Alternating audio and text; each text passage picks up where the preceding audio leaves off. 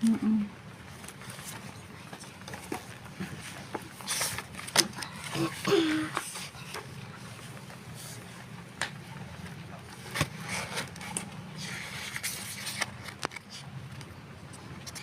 Oke, malam ini kita mau membahas tentang mimpi Muhammad Qasim dan pesan-pesan utama dari semua mimpinya. Nah, kali ini ditemenin bocil-bocil Zifana atau kita panggil Z, dan juga Mahfaza yang kita panggil Za. Kecilnya nih. Mana mujidakmu? Toeng.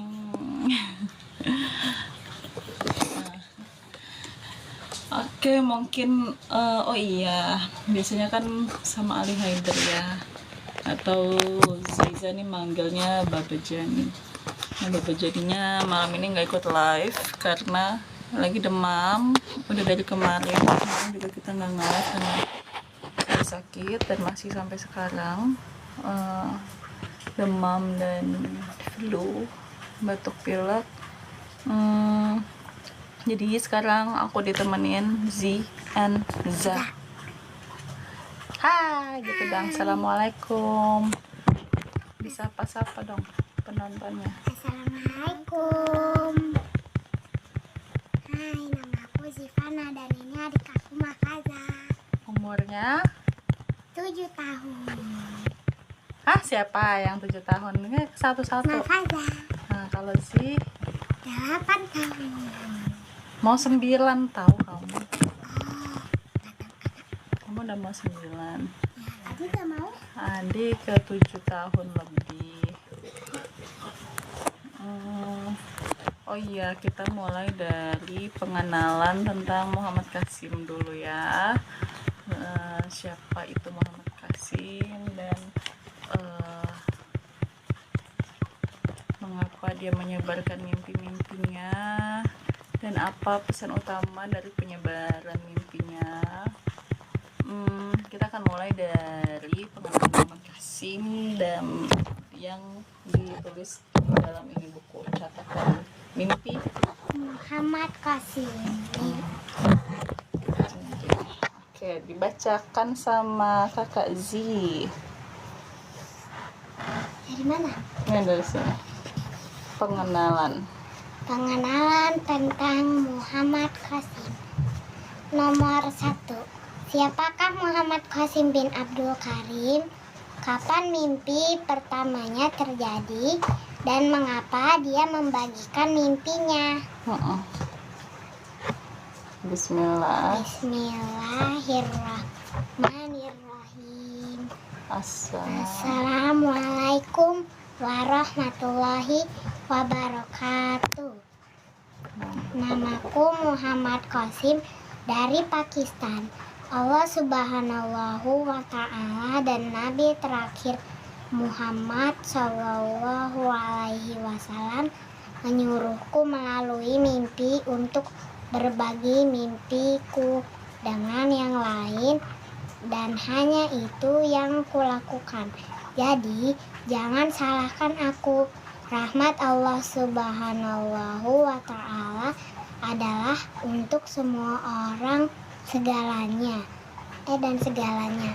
Aku hanya ingin menjadi sahabat Allah Subhanahu wa Ta'ala dan tidak lebih.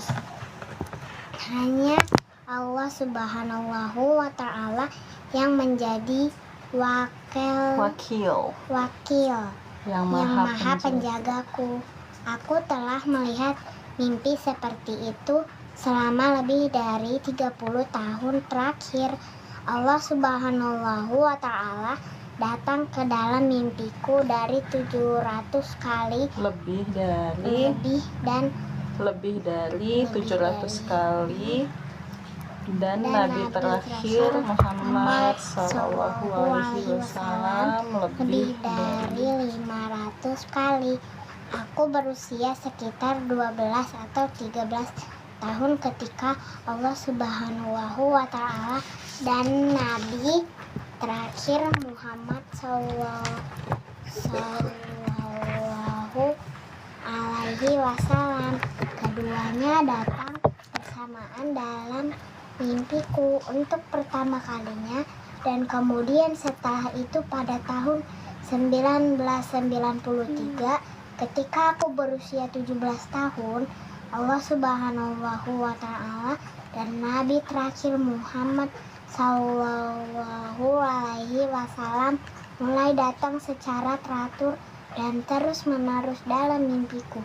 Dan sejak itu Allah Subhanahu wa Ta'ala dan Nabi terakhir Muhammad Sallallahu Alaihi Wasallam terus datang ke dalam mimpiku. Nabi terakhir Muhammad Sallallahu Alaihi Wasallam adalah utusan terakhir dan Nabi Allah Subhanahu wa Ta'ala, dan aku adalah umat Nabi terakhir Muhammad Sallallahu Alaihi Wasallam. Dan aku bangga bahwa aku adalah umat Nabi terakhir Muhammad Sallallahu Alaihi Wasallam. Dalam banyak mimpi, Allah Subhanahu wa Ta'ala mengatakan kepadaku, Qasim, pergi dan terangilah dunia yang telah penuh dengan kegelapan. Dalam mimpi yang lain, Allah Subhanahu wa Ta'ala berkata kepadaku, Qasim, aku akan membela Pakistan dan aku pula yang akan menyelamatkan Pakistan. Allah Subhanahu wa Ta'ala dan Nabi terakhir Muhammad Sallallahu Alaihi Wasallam mengatakan berkali-kali kepadaku bahwa Qasim, suatu hari nanti kamu akan membawa seluruh umat keluar dari kegelapan, dan setelah itu dunia akan menjadi damai dan akan dimulai dari Pakistan. Dalam mimpiku, Allah Subhanahu wa Ta'ala dan Nabi terakhir Muhammad Sallallahu Alaihi Wasallam membimbingku kepada jalan yang lurus. Sejak tahun 2007, Allah Subhanahu wa Ta'ala dan Nabi terakhir Muhammad Sallallahu Alaihi Wasallam mulai mengajariku tentang hal apa saja yang harus aku lakukan dan yang harus aku hindari. Sebagian besar Allah Subhanahu wa Ta'ala dan Nabi terakhir Muhammad Sallallahu Alaihi Wasallam menyuruhku untuk menghindari semua jenis dan bentuk kesyirikan, menyembah dan beribadah kepada selain Allah Subhanahu wa Ta'ala, dan menjadi manusia yang berakhlak mulia. Pada bulan April 2014, Allah Subhanahu wa Ta'ala dan Nabi terakhir Muhammad Sallallahu Alaihi Wasallam mulai memberitahuku dalam mimpi untuk membagikannya kepada semua orang. Lalu aku mulai membagikannya dengan anggota keluargaku, teman-teman, dan beberapa orang lain. Aku juga membagikan mimpiku melalui email ke situs resmi Angkatan Darat Pakistan dan situs resmi pemerintah Pakistan, orang-orang populer, situs web resmi negara-negara Islam. Tetapi tampaknya tidak ada yang percaya padaku dan mimpiku. Mereka semua mengabaikanku. Setelah itu, aku memutuskan untuk berhenti membagikan mimpiku. Kemudian pada bulan Desember 2014, Nabi terakhir Muhammad Sallallahu Alaihi Wasallam datang dalam mimpiku 2 kali dalam satu malam dan mengatakan kepadaku, Qasim, kamu harus membagikan mimpi ini kepada semua orang untuk menyelamatkan Pakistan dan menyelamatkan Islam. Aku bingung dan berkata pada diriku sendiri bahwa aku telah berbagi mimpiku dengan banyak orang. namun mereka tidak mempercayaiku. Apalagi yang harus aku lakukan? Kemudian sekolah pesawat di Pakistan diserang dan aku terus memikirkannya. Sampai akhirnya aku memutuskan untuk membagikan mimpiku melalui internet. Izinkan aku menjelaskan bahwa aku adalah orang yang sederhana dan tidak religius. Aku tidak berjenggot, tercukur bersih, dan aku tidak terbiasa sholat dan berdoa secara teratur. Aku hanya mengatakan yang sebenarnya, jujur, dan aku tidak berbohong. Pada tahun 1994, Allah Subhanahu wa Ta'ala memberitahuku dari langit, dan aku masih ingat kata-katanya. Qasim, janji yang telah aku buat kepada kamu, maka aku akan memenuhinya, dan jika aku gagal, maka aku bukanlah raja seluruh alam. Dan sejak hari itu, aku menunggu Allah Subhanahu wa Ta'ala kapan waktu yang dijanjikan itu tiba dan kapan kesabaranku berakhir. Aku tidak putus asa dari rahmat Allah. Setiap kali aku mulai putus asa, maka Allah Subhanahu wa Ta'ala atau Nabi terakhir Muhammad SAW akan datang ke dalam mimpiku dan berkata, Qasim, jangan putus asa dari rahmat Allah. Qasim, dari rahmat Allah Subhanahu wa Ta'ala. Qasim, jangan putus asa dari rahmat Allah Subhanahu wa Ta'ala. Qasim, bersabarlah.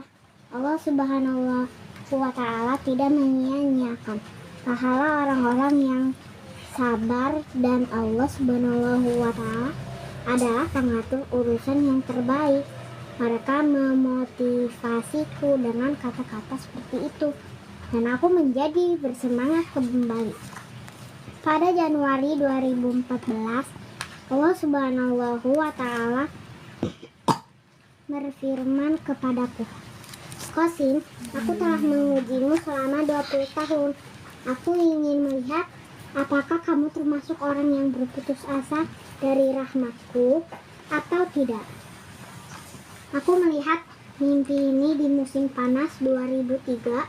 Allah Subhanahu wa Ta'ala berfirman, Qasim, apabila saat janjiku belum tiba, jika kamu mencelupkan tanganmu ke dalam emas, maka itu akan menjadi debu.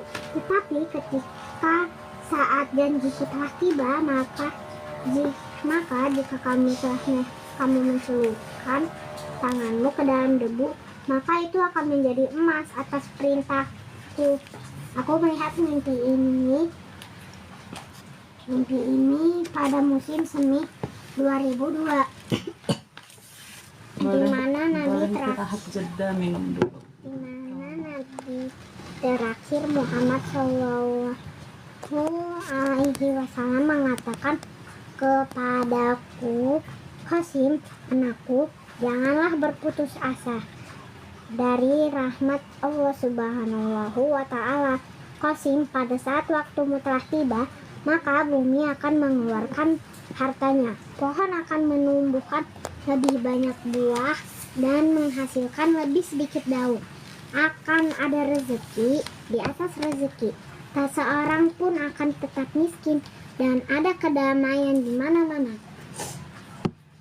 Hukum dan keadilan akan tegak, dan tak seorang pun pernah melihat saat seperti itu sebelumnya. Aku tidak pernah melihat Allah Subhanahu wa Ta'ala secara berlangsung dalam mimpiku.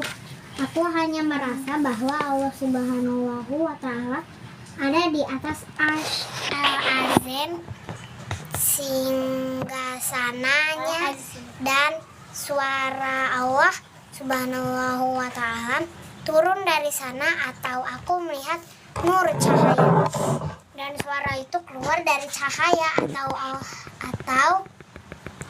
Allah Subhanahu wa Ta'ala berbicara denganku dari langit. Dalam setiap mimpi, aku merasa Allah Subhanahu wa Ta'ala lebih dekat kepada daripada urat leherku.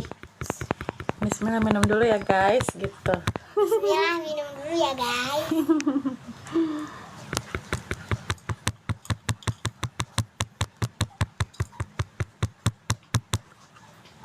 Istirahat nggak? Boleh. Mau istirahat? Boleh. Saya tidak melihat wajah Nabi terakhir Muhammad SAW secara jelas, tapi aku bisa melihat tubuhnya. Dalam satu mimpi aku memeluk tubuh Nabi terakhir Muhammad SAW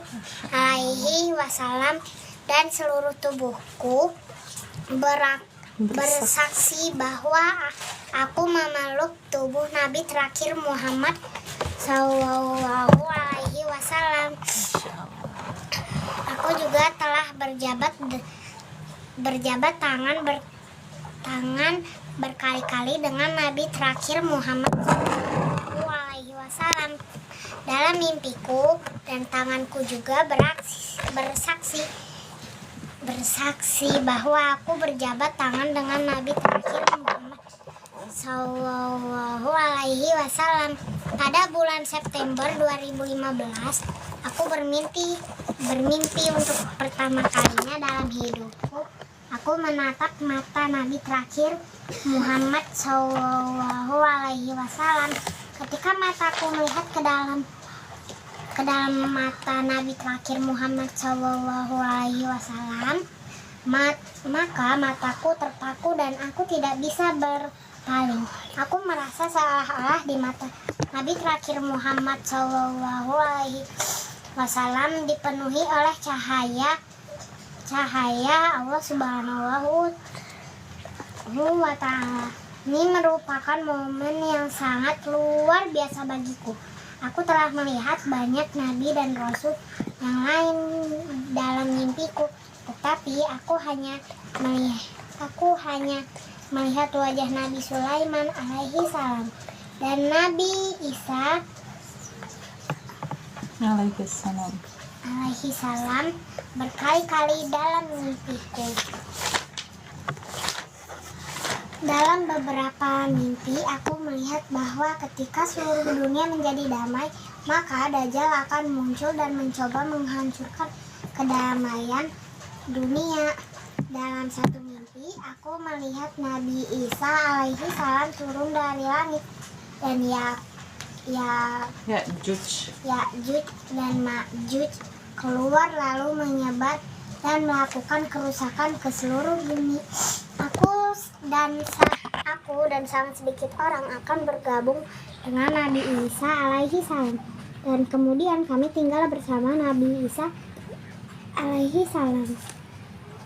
Pada tahun 1993, ketika aku mulai bermimpi, aku mulai menulis dan membuat buku catatan tentang mimpiku dan hal-hal yang kucatat, seperti beberapa kali aku melihat Allah Subhanahu wa Ta'ala dalam mimpiku, dan beberapa kali aku melihat Nabi terakhir Muhammad SAW dalam mimpiku.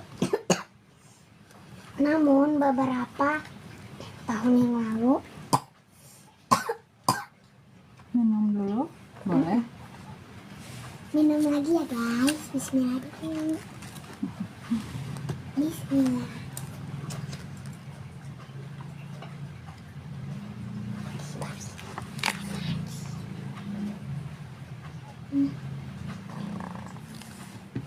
Bismillah, kita baca lagi ya. Nah, gimana?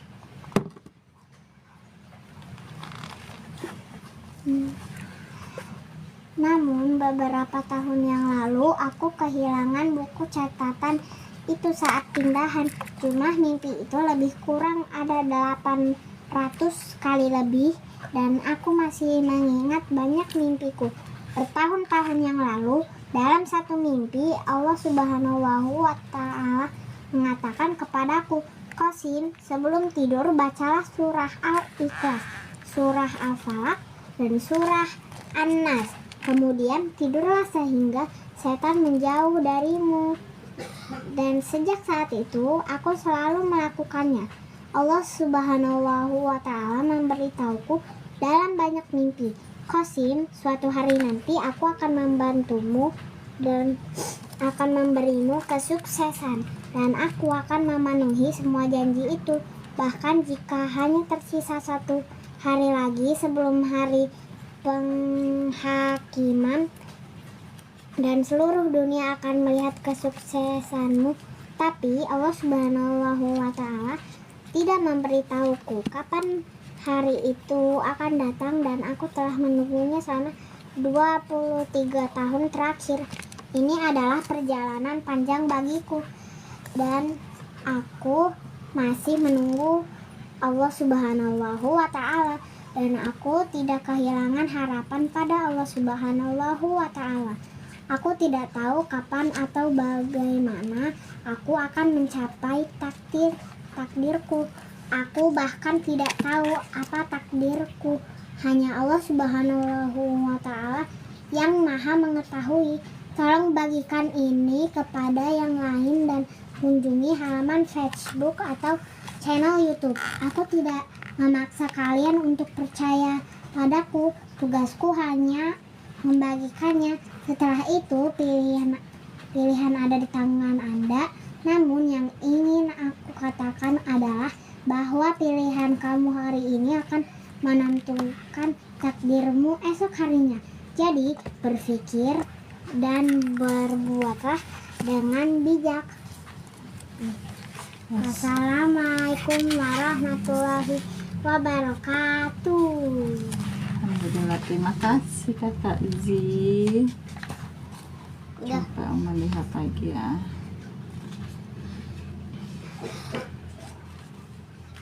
Nah, jadi itu tentang pengenalan tentang Muhammad Qasim dulu. Nah, jadi Muhammad Qasimnya ternyata punya banyak mimpi berbicara dengan Allah dan Nabi terakhir Muhammad Sallallahu Alaihi Wasallam. Nah, tujuan dari Muhammad Qasimnya menyebarkan mimpi adalah karena di dalam mimpinya itu Allah mengajarkan bahwa jika umat Islam mau sukses, mau keluar dari kegelapan, mau meraih kembali statusnya yang hilang, maka umat Islam harus membersihkan diri dari syirik.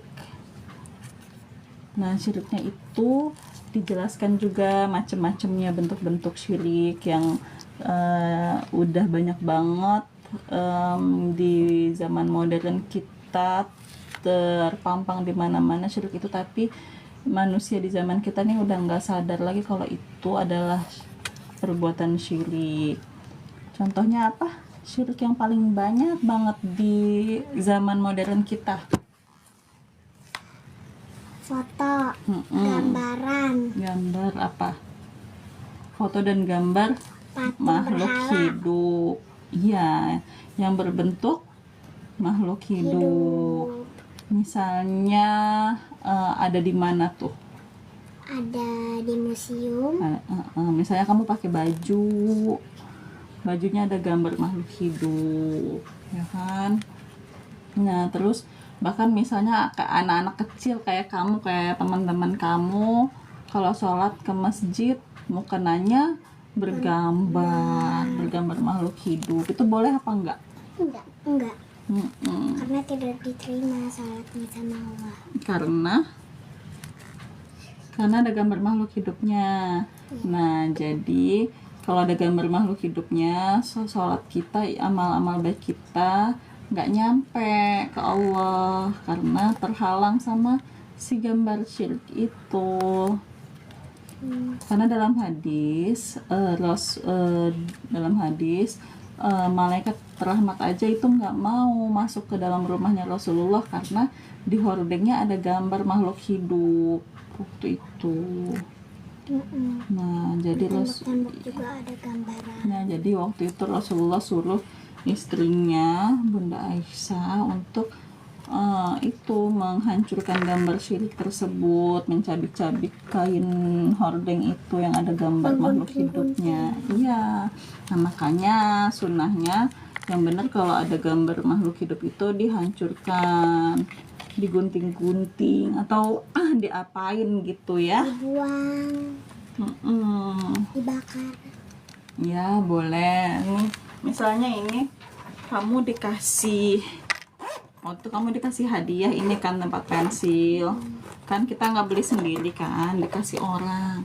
Nah, supaya bisa difungsikan tempat pensilnya, nah ini gambar makhluk hidupnya, terutama di bagian kepalanya kita tutupin.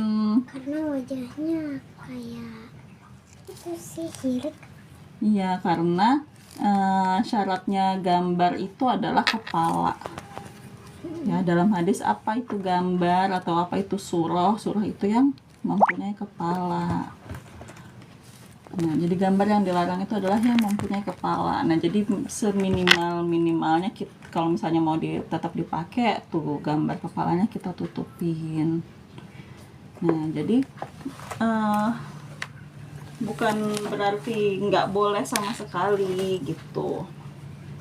Nah, contohnya apa lagi, Kak? Tas bekal. Waktu Nih. itu ada acara terus dikasih tas ini gratis. Nah, ini juga tuh gambar kepalanya kita hapus. Ini kan sablonan. Kita hapus pakai alkohol. Alkohol untuk steril alat alkohol 96%. Nah, mana ini belum kelihatan tuh kayak gitu. Nah, gambar kepalanya kita berusaha hapus karena mau dihapus semuanya bikin kainnya tambah rusak kan. Nah, jadi paling penting kita hapus kepalanya. Nah, itu Ya, ini buat anak-anak kecil kita bisa pilih motif lain yang nggak ada gambar siriknya. jika ada gambar siriknya dan terus disimpannya tidak tersembunyi, Allah Subhanahu wa Ta'ala tidak akan pernah masuk ke rumah. Iya, rahmatnya nggak masuk karena terhalang syirik. Jadi Muhammad Qasim menjelaskan itu ada sistem, Allah itu punya sistem untuk menyampaikan rahmat Allah itu. Nah, rahmat Allah itu sebenarnya sangat luas seperti air hujan. Kalau air hujan turun tuh semua tempat basah, basahnya tuh rata. Nah, seperti itulah gambaran rahmat Allah. Nah, tapi kalau manusia memajang gambar makhluk hidup itu menghalangi rahmat Allah. Nah, jadi kalau manusia seperti itu menghalangi rahmat Allah itu namanya zolim. Karena menahan atau menghentikan rahmatnya Allah turun. Jadi kan yang nggak dapat rahmatnya bukan cuma diri dia sendiri, tapi makhluk lainnya juga jadi nggak dapat rahmatnya Allah. Makanya itu dalam Al-Quran disebutkan syirik itu adalah kezaliman yang paling besar. Inna syirka la zulmun azim. Nah, itu sesuai dengan kondisi ketika dulu Rasulullah juga mau menaklukkan kota Mekah. Dulu Rasulullah juga menghancurkan patung-patung di sekitar Ka'bah, menghancurkan syirik-syirik. Nah, baru Allah kasih kesuksesan pada umat Islam. Nah, jadi waktu zaman dulu kenapa di sekitar Ka'bah banyak patung-patung ya karena di saat itu manusia juga nggak nyadar kalau itu syirik. Sama seperti sekarang nih, manusia nggak sadar kalau gambar-gambar makhluk hidup itu adalah syirik. Nah, meskipun gambar syiriknya imut-imut, tapi sebenarnya ada setannya. Jadi rahmat Allah tidak pernah akan masuk ke rumah. iya. Jika dilihat memang imut-imut dan cantik-cantik, tapi melainkan bentuk syirik. Nah, jadi misalnya kalau anak-anak yang mau main, karena mainan buat anak-anak kan sebagai media edukasi. Nah, itu masih dibolehkan asalkan dengan syarat setiap habis main harus langsung disembunyikan, diumpetin. Jadi hanya ketika diperlukan aja ketika main. Nah, itu boleh dimainin untuk anak kecil ya, untuk anak-anak. Nah, tapi setelah main harus langsung diumpetin. Nah, jadi malaikat rahmatnya bisa masuk rumah. begitu. Anak-anak kalau misalnya mau beli tempat pensil atau beli tas, Beli pilih tutup botol. yang gambarnya tidak ada makhluk hidupnya. Kan bisa kan yang nggak ada gambar makhluk hidupnya juga banyak yang tetap bagus, tetap cantik, ya kan? Gambarannya kayak kartun-kartun gitu. Misalnya kayak tempat pensil adik, coba kasih lihat sini. Ini itu tempat pensil itu. Nah ini kan gambar boba juga lucu kan. Mana nih nggak kelihatan. Nah sini di muka kakak tuh gambar boba kan juga lucu kan, dan ini kan ada gambar makhluk hidupnya tuh. Jadi kita masih bisa kok pilih yang bagus-bagus, yang lucu-lucu. Misalnya kayak makanan. Iya, gambar makanan. Buah-buahan, Selama gambar makanan buah-buahannya nggak ada Pemandangan. matanya. Iya. Kadang-kadang ada gambar bis kan sebenarnya bukan makhluk hidup. Tapi dikasih mata malah jadi makhluk hidup, jadi syirik karena menyerupai makhluk hidup. Kayak apa tayo gitu ya. Terus kayak apa lagi? Boba kadang-kadang juga bobanya ada yang dikasih mata.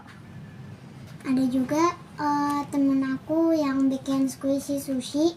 Nah udah bagus-bagus tuh nggak dikasih mata dan mulut. Mendingan sushinya aja, nggak usah dikasih mata ya, nggak usah dikasih wajah. Terus apalagi contoh syiriknya? Contoh syirik, boneka hewan, lalu benda-benda mati tetapi dikasih wajah. Jadi kalau punya boneka harus diumpetin. Jangan dibiarkan begitu saja. Ada punya boneka mau diumpetin. Iya. Jadi kalau anak-anak minta beliin mainan baru sama Uma kasih kesepakatan lagi, di-upgrade lagi gitu kan. Jadi kalau mau beli mainan baru harus tanggung jawab, lebih dijaga mainannya, lebih diumpetin, lebih disiplin lagi untuk ngumpetin mainan syiriknya gitu. Lebih disiplin lagi untuk segera diberesin. Jadi kayak gitu, kita suka bikin kesepakatan seperti itu kalau mau beli mainan baru.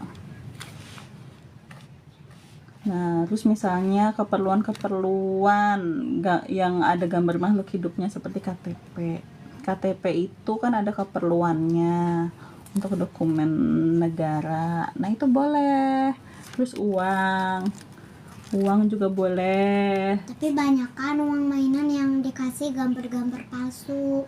Ya kalau uang mainan kan nggak perlu ya kan. Kalau uang beneran kan perlu. Kalau uang mainan kan nggak diperlukan, nggak bisa buat jajan, nggak bisa dipakai buat jajan kan.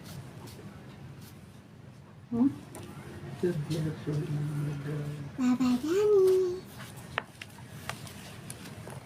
Seperti apalagi itu pajangan yang di tembok-tembok rumah orang, foto-foto yang Lampu-lampu yang dipajang. syirik. Lampu, emang ada lampu yang gambar syirik? Ada lampu belajar itu. Oh Aku iya. pernah lihat di Yohan. Iya, itu kan nggak perlu tuh. Jadi sesuatu yang diperlukan, ya pilih bentuk lain aja, jangan pilih yang bentuk makhluk hidup. Foto-foto di rumah, jadi nggak boleh pajang foto di rumah ya, walaupun itu foto keluarga. Foto kelulusan SD, SMP, SMA. Ya nggak boleh dipajang. Kan di rumah tempat kita sholat, masa nanti tempat sholatnya jadi itu sama seperti tempat ibadah umat agama lain yang memajang foto-foto.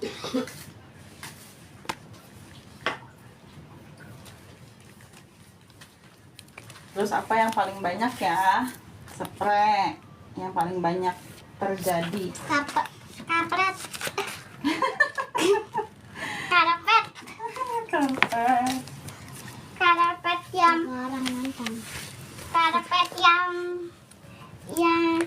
yang ada gambar makhluk hidupnya. Tapi itu aku pernah pesen karpet yang gak ada makhluk hidupnya, tapi orangnya malah ngasihnya yang ada makhluk hidupnya, ada hewan-hewannya, hewan-hewan lagi nyanyi-nyanyi. Terus kamu itu nggak suka ajarin teman-teman kamu juga nggak? Bocil-bocil lainnya? Enggak, sering diajarin. Enggak, apa sering diajarin, gimana maksudnya?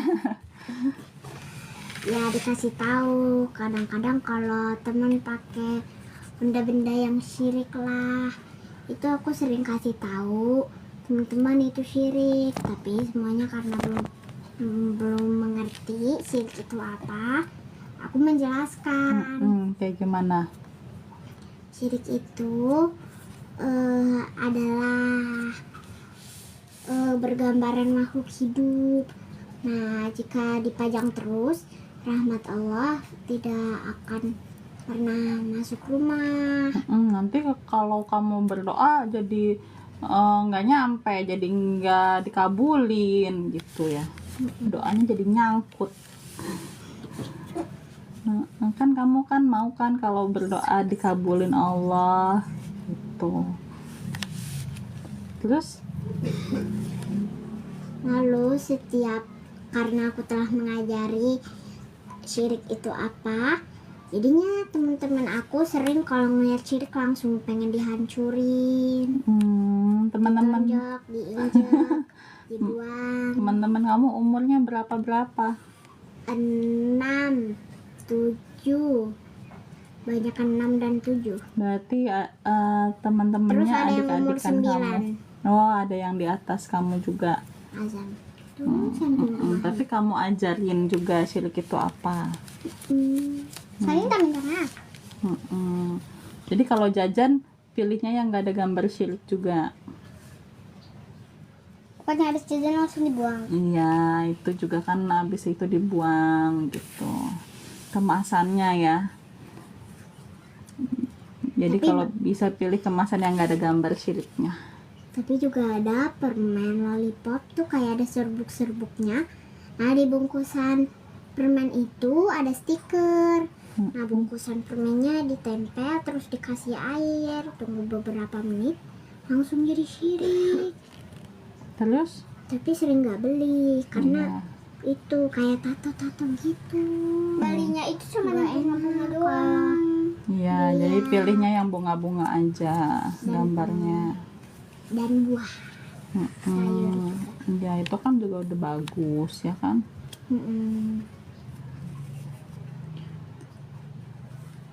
Apaan? Terus nih misalnya yang paling banyak juga ini buku-buku sekolah itu kan diperlukan ya kan, tapi buku-buku sekolah banyak gambar syiriknya. Iya, ada yang gambar imut-imut kayak kelinci. Jadi solusinya gimana? Solusinya ada buku sampulnya, kita tutupin pakai itu. Tapi tempat pensilnya gimana? Kita tutupin aja pakai lakban. Tapi lakbannya jangan lakban yang plastik, yang gini nih hitam nih. Oh, ini juga habis kamu tutupin gambar siriknya ya. Ini kan ada gambar tikusnya ya kalau lem ini, lem fox. Nah ini ada gambar. Oh ini juga ya, habis ditutupin nama kakak Z itu pakai lakban hitam kayak gini. Nah, yang penting ketutup ya guys. Yang lakban yang plastik, ntar kelihatan kan. Jangan yang transparan. Terus apa lagi ya contohnya, yang contoh solusinya? Tadi tempat pensil kamu tutupin juga lakban. Terus kalau buku solusinya disampulin. Nah terus kalau apa lagi yang bisa disolusiin? Misalnya botol minum ada gambar siriknya. Iya, di sekolahan tuh banyak botol minum yang ada gambar labu. Terus waktu itu kan, oh ini waktu itu kita ini juga kan pernah punya kasur ada gambar-gambar siliknya, terus kita semprotin pakai pilox. Piloknya warna merah. Terus dulu kita pernah di pintu ruang cuci kan ada Ada gambar kuda sedang berlari. Nah terus Kita semprotin. pakai pilox namanya. Pilok warna merah juga. Mm-mm. Dan aku pernah dikasih tutup apa lagi, botol minum sama temen aku yang baru tuh, tapi ada gambar ratu sama pangeran di istana, tapi karena syirik aku hapusin kan. Nah lama-lama tuh aku ngajak teman-teman untuk kopek-kopekin, lama-lama banyak yang kopek. Jadi pada bantuin kopek-kopekin. Iya, Kenapa teman-teman nurut kamu? katanya sih aku orang baik Masya Allah. karena sering membantu. Ya berarti kita kalau mau berdakwah itu kitanya juga ini mencontohkan dengan perbuatan-perbuatan baik. Jadi teman-teman itu juga mau menerima dakwah kita gitu.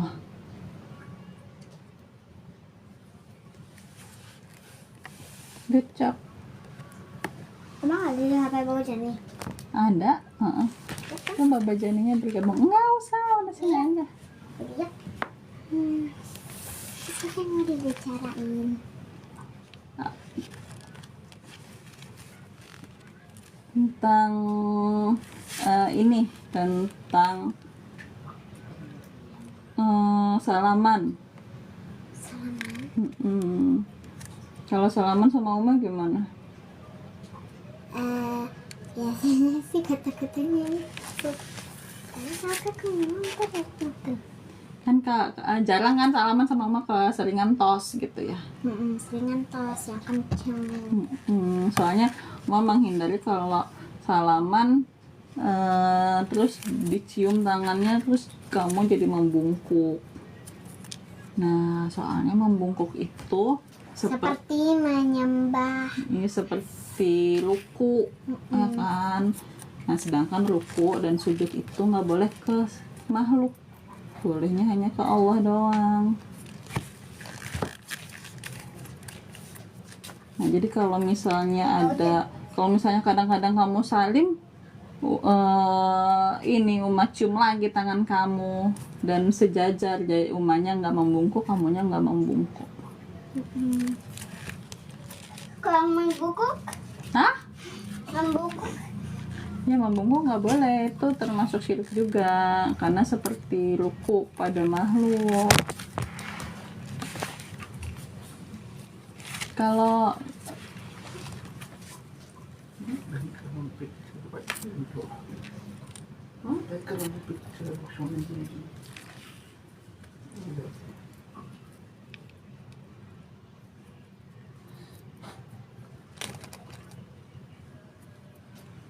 kemudian kita mau membahas cerita nomor 2, karena kan tadi kan kita ngebahas cerita yang nomor 1, pengenalan tentang Muhammad Qasim ya.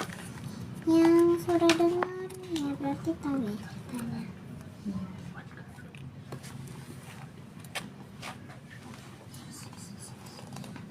Iya, paham.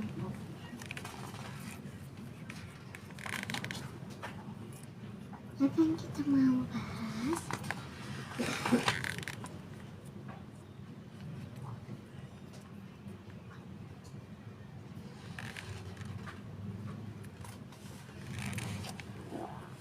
Mama cariin yang agak pendek ya.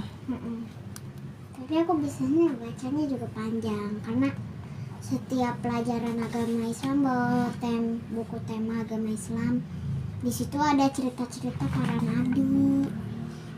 Aku juga sering baca buku 25 nabi dan rasul. Aku membacanya sampai tamat dan aku baru ngerti apa isi buku cerita 25 nabi dan rasul.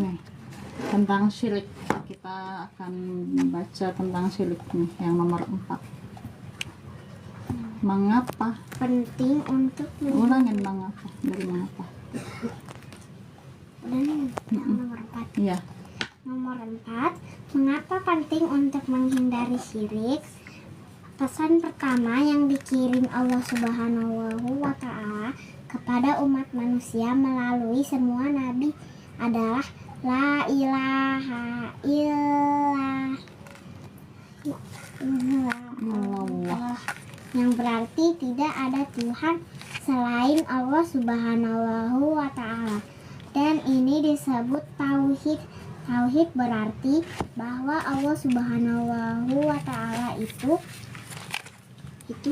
esa dan tidak ada yang setara dengannya, baik dalam bentuk maupun sifatnya. Kebalikan dari tauhid adalah syirik, yang berarti menyekutukan sesuatu dengan Allah Subhanahu wa Ta'ala. Dan Allah Subhanahu wa Ta'ala tidak akan pernah memaafkan dosa syirik, seperti yang dikatakan Allah Subhanahu wa Ta'ala dalam Al-Quran. Sesungguhnya Allah Subhanahu wa Ta'ala tidak memaafkan dosa karena mempersekutukannya syirik, dan dia mempersekutukannya syirik, Dan dia mengampuni apa dosa yang selain itu bagi siapa yang dia kehendaki. Siapa yang mempersekutukan Allah Subhanahu wa Ta'ala, maka sungguh dia telah melakukan dosa besar. Surat An-Nisa ayat 48.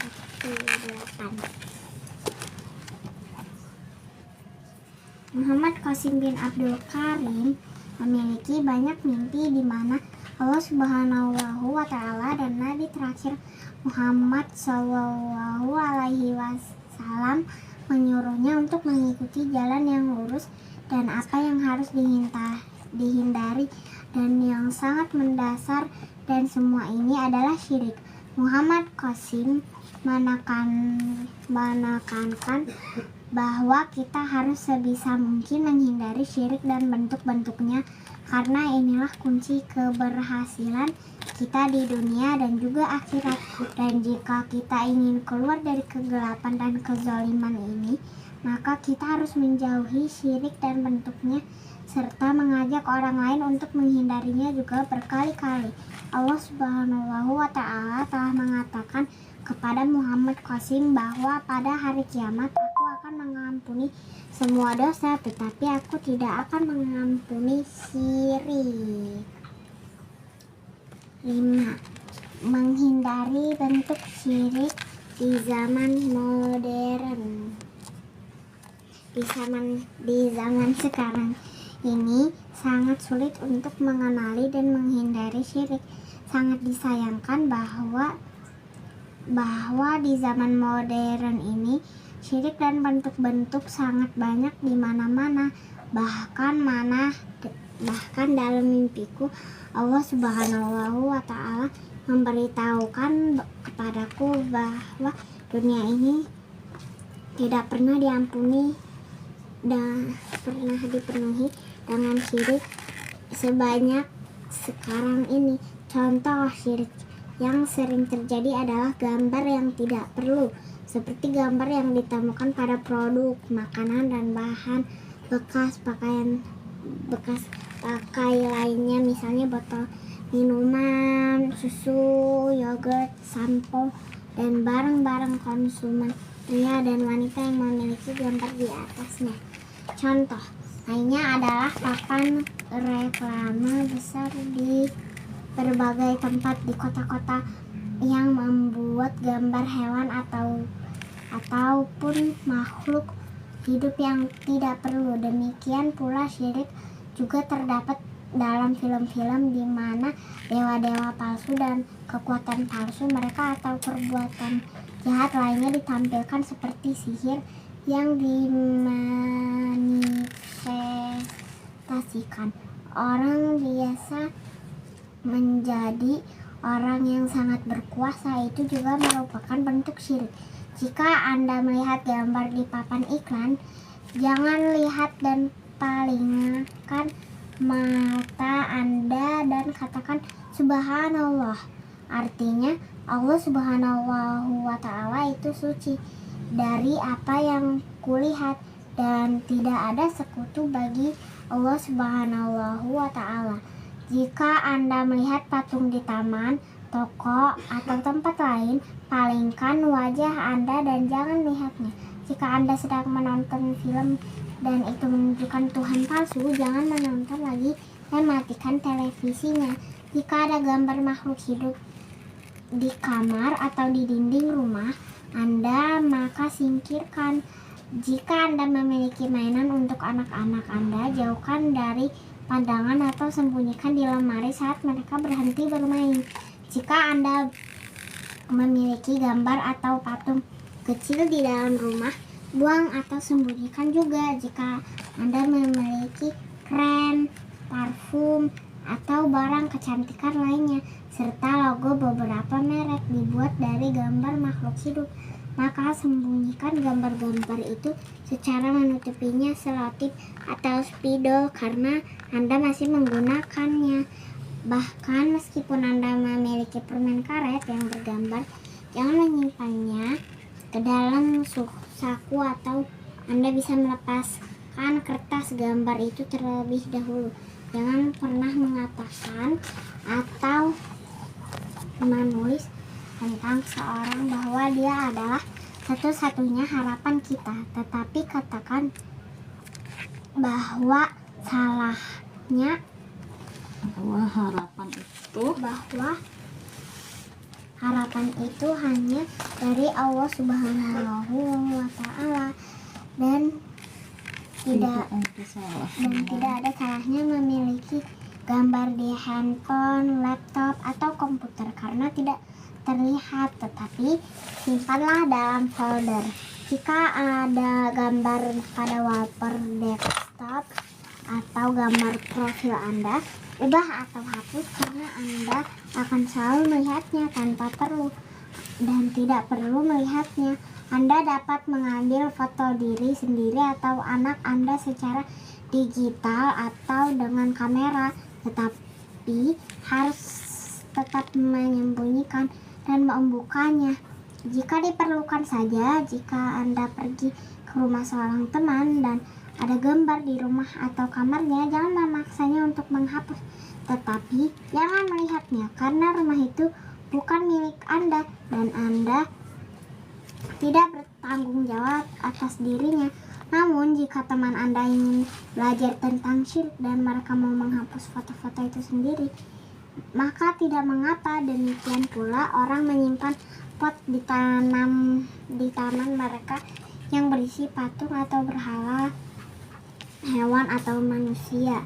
Anda tidak boleh menyimpan patung seperti itu di rumah Anda, dan jika seorang memiliki pot mirip berhala ini di dalam rumahnya, jangan melihatnya. Film India selalu dimulai dengan idola atau patung. Gambar dewa palsu penyembahan berhala ditampilkan selama film berlangsung. Film memiliki dunianya sendiri dan pemilik dunia film adalah Allah Subhanahu wa Ta'ala juga.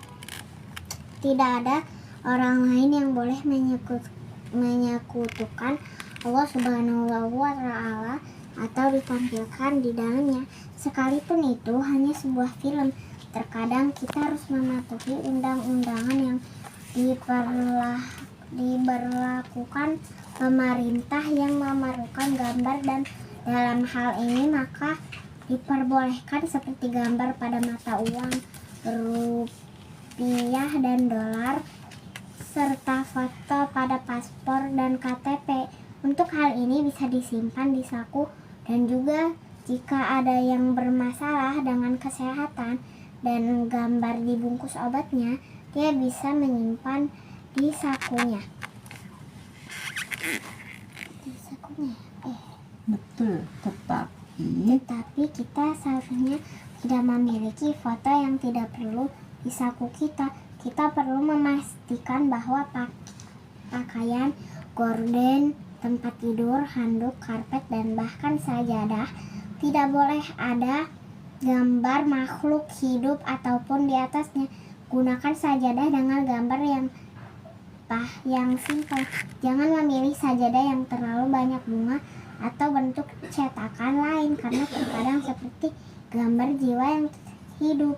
Dalam kehidupan sehari-hari, setiap kali kita melihat gambar atau berhala atau patung, alihkan pandangan dan katakan Subhanallah. Masya Allah, itu berarti tadi sesuai sama apa yang tadi kita udah jelasin waktu sebelum kita baca ini ya. Ya. Jadi kita jelasin contoh-contohnya syirik, terus gimana solusi-solusi. Bismillah. Boleh, silahkan. Hostnya haus guys. Host cilik. Kalau aku lagi ngerjain PR. Iya boleh. Emang ini padanya sampai 6 atau sampai 4? Sampai 6 boleh. Sampai 4 terserah. Sampai 1 boleh. Enggak ya? Enggak, sampai 5. Kalau gitu tengah-tengah aja sampai 5. Kalau harinya kan Senin libur, Selasa libur, Kamis, Rabu libur, Kamis libur jadi 4.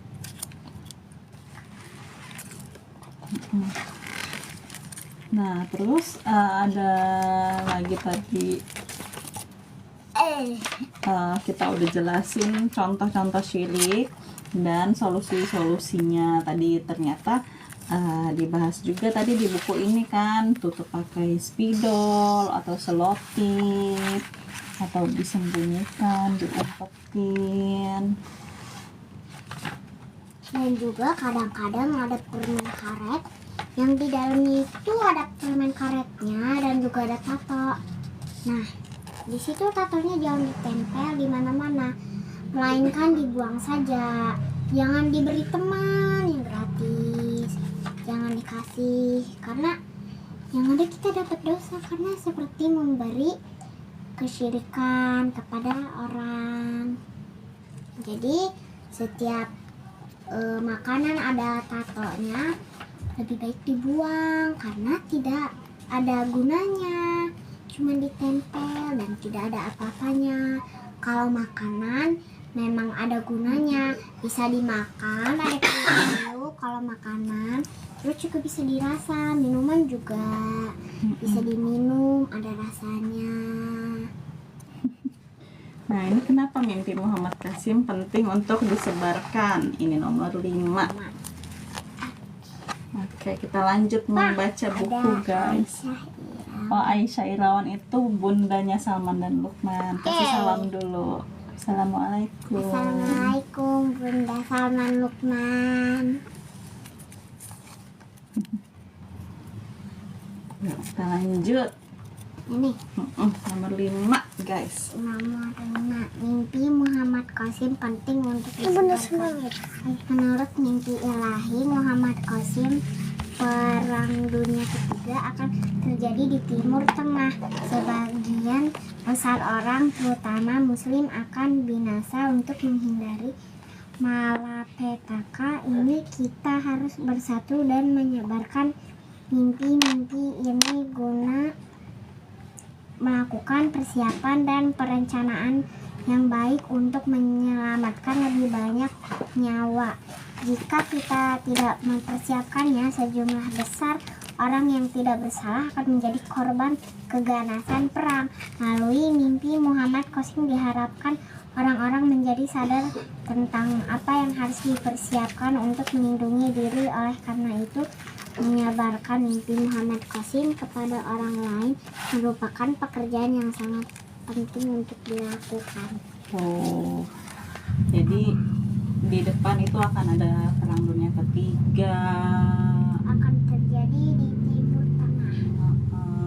Nah, jadi mimpi-mimpi Muhammad Qasim ini memberikan solusi bagaimana kita mempersiapkannya.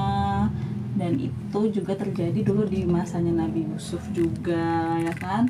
Dimana dari mimpi kemudian memberi pesan untuk persiapan keselamatan negara. Nah, jadi itu memang sudah bukan hal yang aneh. Itu memang terjadi. Peran mimpi itu memang membantu umat Islam. Ya, karena Allah itu di atas arsy dan tidak bisa memberitahu ke bumi ini di dunia kiamat, baru Allah menunjukkan dirinya. Tetapi karena Allah ingin sekali semua manusia sadar dan menyembah Allah, itu Allah melalui datangnya dari mimpi. Pinter banget, toing.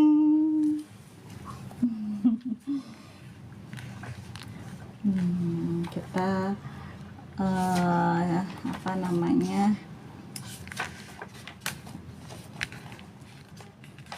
Jazakumullah khair.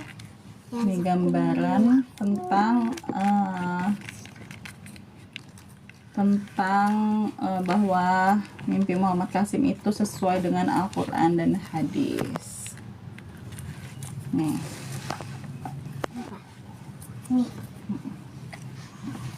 Nomor 8, gambaran singkat mimpi Muhammad Qasim berdasarkan Al-Quran dan hadis. Banyak ulama yang tidak percaya kepada mimpi Muhammad Qasim dan mereka memilih untuk diam. Para ulama yang mengingkari mimpi Muhammad Qasim tidak berani mengambil keputusan atau karena ketiadaan ilmu tentang mimpi yang disebutkan dalam Al-Quran dan hadis. Hari ini kami telah membuktikan kepada Anda berdasarkan Al-Quran bahwa mimpi seorang raja non-muslim, ya berarti itu Kristen, Mesir dapat menyelamatkan kerajaannya dari bencana dan cobaan. Mengingat contoh Al-Quran ini, tidak ada satu orang pun yang boleh mengabaikan mimpi Muhammad Qasim. Oleh karena itu, kami mengimbau kepada para ulama untuk mengajari dan mempertimbangkan mimpi Muhammad Qasim dengan hati-hati dan sabar sebelum memberikan penilaian atau mengeluarkan pernyataan apapun dengan terburu-buru. Mimpi-mimpi ini mengandung pesan yang sangat penting dari Allah Subhanahu wa Ta'ala dan Nabi terakhir Muhammad Sallallahu Alaihi Wasallam tentang Pakistan dan kebangkitan Islam dunia di masa depan. Menolak mimpi Muhammad Qasim berarti menolak petunjuk yang ada di dalam Al-Quran dan hadis tentang mimpi. Mimpi ini sangat mungkin terjadi. Jangan biarkan opini yang terbentuk secara tergesa-gesa bertentangan dengan syariah dan hukum Allah Subhanahu wa Ta'ala. Wah, pinter banget bacanya. Iya, karena di sekolah kan kalau istirahat sering diam aja di kelas. Kadang-kadang gambar lah, tapi gambarnya cuma gambar sirik-sirik. Iya. Jadi nggak boleh gambar sirik-sirik ya. Pemandangan jangan ada burung, jangan ada hewan kalau pemandangan. Jadi kamu juga kasih tahu teman-teman kamu yang seumuran. Ya. Yang seumuran Mas Broling.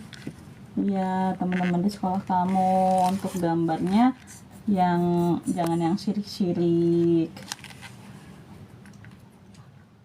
Terus Gitu guys, alhamdulillah kita udah banyak baca dari tadi habis Isya kita mulainya.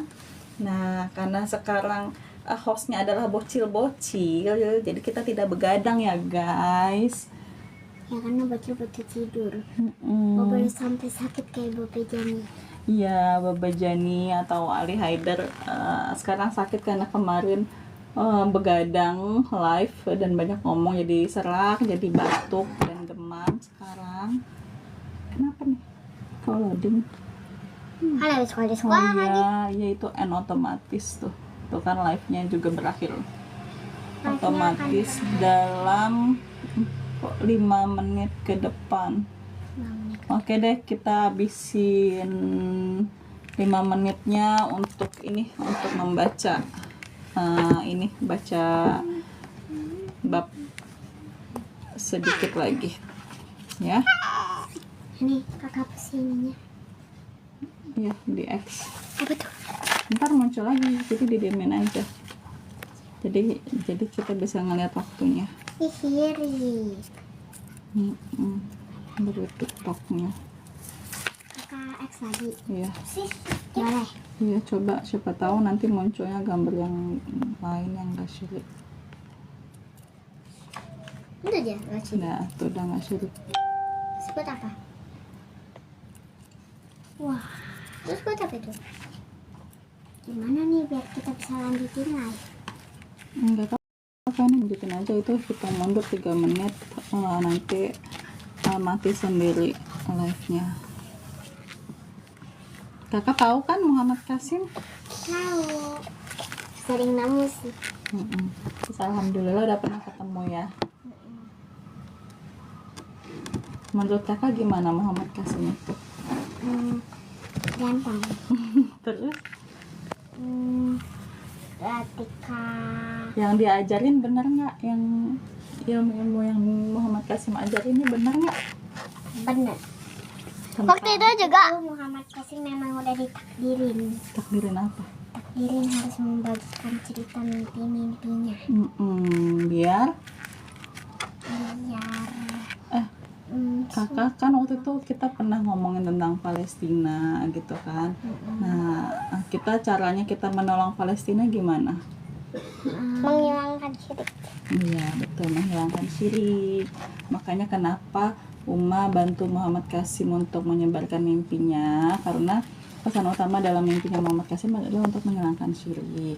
Nah, kalau kita semua menghilangkan syirik, maka pertolongan Allah turun sampai ke satu negara, semua orang menghilangkan syirik. Jadinya Allah kasih pertolongan 3.000 pesawat jet tempur hitam. Nah, jadi kita bisa kalahin Israel. Israel. Tapi kalau banyakannya di YouTube menyebut Israel biasanya. Israel gitu.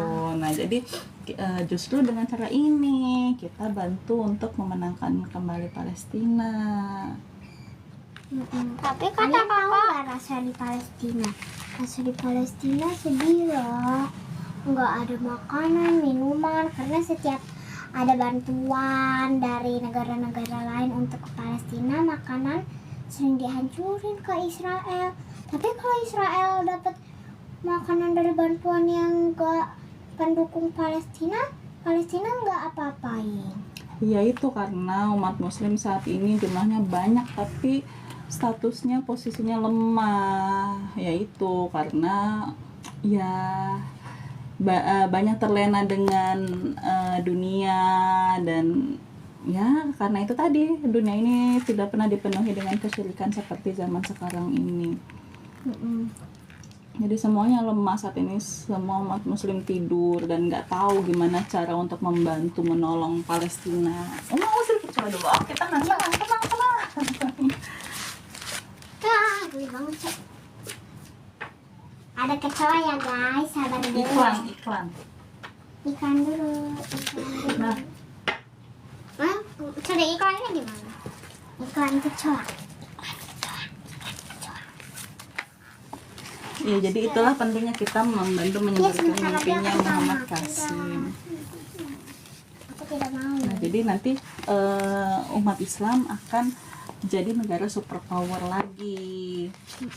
Karena ini udah saatnya 100 tahun terakhir dari masa kebangkitan Islam yang terakhir itu 1924. Nah, sekarang lah ini masanya 100 tahun setelah itu. Dalam hadis disebutkan kejayaan umat Islam itu dipergulirkan tiap 100 tahun sekali. Tamat ya? Kamu juga sudah ngantuk. Iya teman-teman, sebentar lagi tamat. Assalamualaikum warahmatullahi wabarakatuh.